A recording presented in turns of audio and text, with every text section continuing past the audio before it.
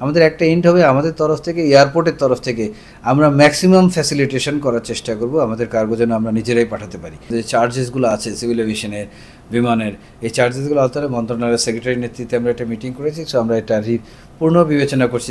বাণিজ্য মন্ত্রণালয় খুব অ্যাক্টিভলি এটার ব্যাপারে, বাণিজ্য মন্ত্রণালয়ের মাননীয় অ্যাডভাইজার এটার ব্যাপারে অ্যাক্টিভলি উনি ইনভলভ আছে এবং এটার সঙ্গে সঙ্গে উনি মিটিং দেখেছে সব অর্গানাইজেশনকে ডেকে ছুটির দিনে রাতে মিলেও আমরা মিটিং করেছি। মিটিং করে আমরা আমাদের কার্যপন্থা মোটামুটি নির্ধারণ করে ফেলেছি যে আমরা কীভাবে করব।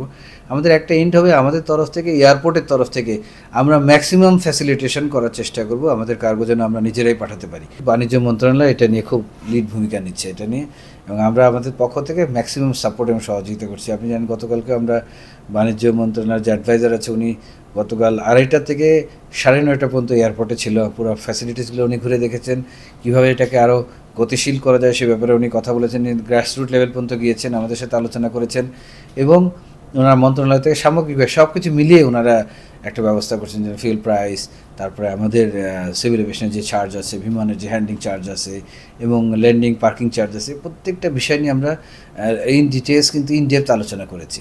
তো এই আলোচনা করে আমরা যেটা করতে যাচ্ছি যে আমরা আমাদেরকে কম্পিটিটিভ করার জন্যে, তো প্রাইসটা একটা করার জন্য আমরা সামগ্রিকভাবে সব কিছু নিয়ে আগাচ্ছি। ইনশাল্লাহ will get a good results. And part of হিসেবে 27 এই মাসের 27 তারিখে আমরা সিলেটের কার্গো অপারেশন শুরু করতে যাচ্ছি। আলহামদুলিল্লাহ first aircraft will land on 27। So আমরা অফিসিয়ালি এটা ইনোগ্রেট করবো, এখানে বাড়াবো। এবং আমরা অলরেডি কথা বলেছি আমাদের যারা এজেন্টস আছে, যারা কার্গো ফরওয়ার্ডিং করে, এবং চিটাগংয়ে কথা বলেছি আমাদের শাহ আমানত ইন্টারন্যাশনাল এয়ারপোর্টে।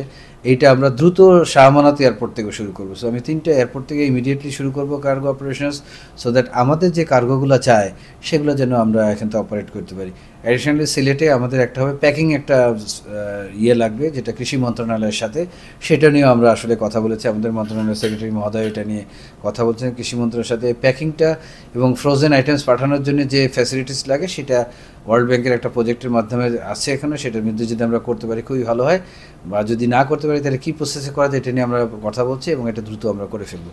সো কার্গো অপারেশন সিলেটে করলে আরও সিলেট থেকে আমাদের কার্গো বেড়ে যাবে অপারেশন। সো আমাদের যে কার্গোগুলো আগে বাইরে থেকে চলে যেত বাই রোডে, সেই কার্গোগুলো আমরা এখান থেকে পাঠাতে পারবো। প্লাস চিটাগং থেকে আমি চেষ্টা করছি দ্রুত সম্ভব চিটাগংটাকেও কার্গো অপারেশনের ভিতরে নিয়ে আসা।